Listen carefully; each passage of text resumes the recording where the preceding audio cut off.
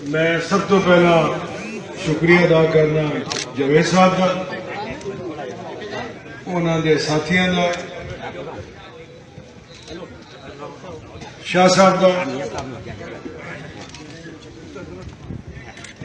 मेरे के जिन्हें ना लिखे ने राजा अदील साहब, राजा विकी साहब, मियाँ शेर अफगन साहब, मियाँ जुल्फकार साहब, मियाँ तीकू रहमान, पीरजादा निसार असलम, मियाँ फलकुर रहमान ते पीरजादा उस्मान रहमान, ये सारी आने वाली नौजवान की आदत है। मैं इन्हों भी इस्लाम पेश करना कि अज तुसां जिस तरह साडे काफले का इस्तकबाल किया है, हकीकत है तुहाडे इस इलाके साडा तलक साडा वास्ता मेरे वालिद चौधरी ज़हरुल्लाह शहीद तो बाद मुनकता होए असी, और हुण जिहड़ा सिलसिला शुरू किया मैं तुहानूं थोड़ा जिहा इहदी एक बैकग्राउंड में जाना चाहांगा कि मैं जदों अपने बंदियां नाल मुशावरत करके अल्लाह ताला दा एक आसरा लैके अपने बरखुदार हुसैन लाई नूं अपनी जगह ते इलैक्शन लड़ाने की तैयारी की सी, ते दिल में रही सी कि एक बार MNA बना ला, अगों अपनी जगह सांभ लवे, तो मैं पिछे बह के इन्हों की रहनुमाई करता रहा।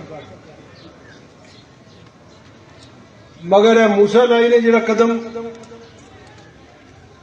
इस इलाके चुके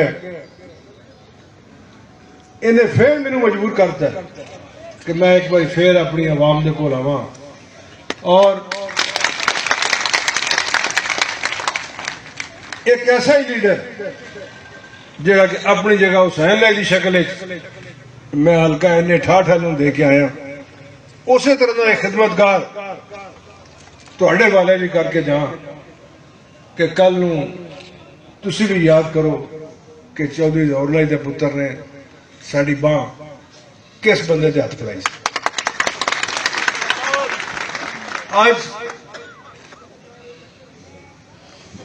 तुहाडे इस पिंड के 2-3 छोटे छोटे मसाइल ने वो चौधरी साहब ने दसे ने, इंशाअल्लाह ताला पूरी कोशिश होएगी कि जल्द अज जल्द इन्हों अमली जामा बनाया जाए। मूसलाई ने के गल की महंगाई की, इस हुकूमत की गलत पॉलिसियों की, थोड़ा जा मैं उहदे बारे भी जिक्र करांगा कि ना तो मुल्क की मैशत कभी बेहतर हुई है मझां ते कटियां बेचण नाल, ते ना कुकड़ देण नाल किसी के घराने खुशहाली आई है। अगले दिन मैं सुना कोई मैं कहता सी कि मझा गावां भी देंदे ने पे, अगे ही मझा गावां पिंडां ही लोगों को है, इन्हां किहड़ा नवां काम है। खुदारा ये साड़ी नौजवान नस्ल जिहड़ी पढ़ लिख के साड़ियां बच्चियां किसे MA किया है, किसे MPhil किए है, मुड़िया जी है वो किसे IT मास्टर्स किए है, किसे बैचलर्स किए है, पर अगों नौकरियां कोई। ये मैशत का पहिया उस वक्त चलना है जदों इन्हां बच्चों को नौकरियां लभणियां। मैनूं वो दौर भी याद है जदों चौधरी परवेज लाई इत्थे वजीर आला सन, ते असीं अपने हल्कियां लोगों के घरों के बूहे खड़का के उन्होंने पुछते सा, वो यार कोई BA पास है जे 16-16 17-17 ग्रेड दी नौकरियां उन्होंने घर ही जाके हमीदुल्ला पट्टी जाके अपॉइंटमेंट लेटर देता रहे। असीं ते वो दौर चाहते हैं वो वापस आए, और वो वापस इस शक्ल च आ सकता है कि पंजाब की जिहड़ी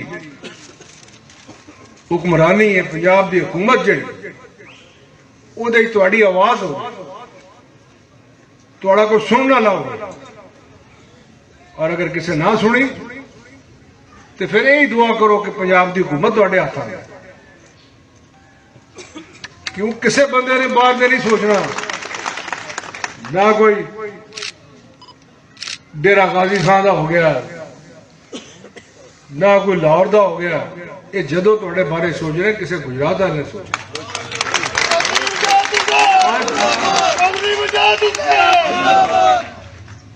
अज असी बड़िया बड़िया गल्लां करने कि असी यह भी कर देना, असी वह भी कर देना। कन पक गए ने सुन सुन के कि सी पैक यह हो रहा है, मुल्क ने तरक्की करनी, वह करनी। मैनू दसो इस पिंड के किसी बंदे को कोई फायदा है सी पैक का? मेरे ख्याल अक्सर तो पता ही कोई नहीं है कि मैनू नहीं पता, तुहानू किस तरह पता? कहते एक सड़क निकलती भी इतों लैके तो ग्वादर तक जानी है। फायदा तो बाहर के मुल्कों के बंद होना है। पाकिस्तानिया तो उसे किधर राह जिदा ट्रक पंचर हो गया, वो पंचर की दुकान लानी, होर होना की कर। हूँ एक नवी वबा अगे अफगानी आए सन, वो साढ़े को नहीं गए। मुल्क जो क्लशनकोफ कल्चर उन्हें फैलाया, वो तबाही की। हूँ चीनी आ गए। अल्लाह खैर करे कोरोना वायरस ना किधरे इतने वाड़ छड़, इन्हों को भी बच के रहे। कुछ कोरोना वायरस उंज ही इतने पाते फिरते हैं इस हल्के। वो भी कोरोना वायरस ही जिन्हें 5-7 साल इतने वायरस फैलाया। अल्लाह ताला उन्होंने चीनिया को भी महफूज रखे ते उन्होंने जानशीन जिहड़े इत्थे ने उन्होंने को भी सानू महफूज रखे। आमीन। मैं अपने हर साथी ने कहना कि अल्लाह ताला ने तुहानू भी हिम्मत दी है, मैनू भी हिम्मत दी है, मूसा लाई नू भी हिम्मत दी कि इत्थे ना कोई बंदा फिरौन है, ना कोई एडा कोई ताकतवर है कि बंदा उन्हें रख ना पा सके। आज हर नौजवान ज़ही शऊर है, हर बंदा अपने घरों खुद खांदा पिया, किसी का मोहताज नहीं। यह जड़ियां इतने पहला ड्रामेबाजियां शुरू हुई सन, जिस दिन मूसा लाई ने फैसला किया कि मैं इथों अपनी आवाम को जाना है, फिर इन्हों की ताईद के नाल मैं इलैक्शन लड़ना, उस दिन इन्हों दी ड्रामेबाजियां मुक गई।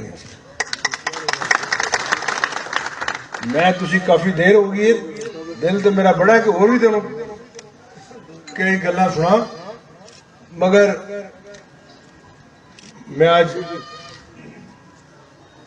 शाह साहब नूं भी बाकी भी इत्थे जिन्ने रात बैठे ने कहना कि हुण सानूं ये बड़े जलसे और जुलूस खत्म करके हर यूनियन कौंसल लैवल से, हर पिंड लैवल से अपनी मीटिंगां करनी चाहिए, लोगों नाल आगाही और शरासाई वो हासिल करनी चाहिए। उस तो बाद फिर दूसरे प्रोग्राम जड़े ने ये शुरू किए जान।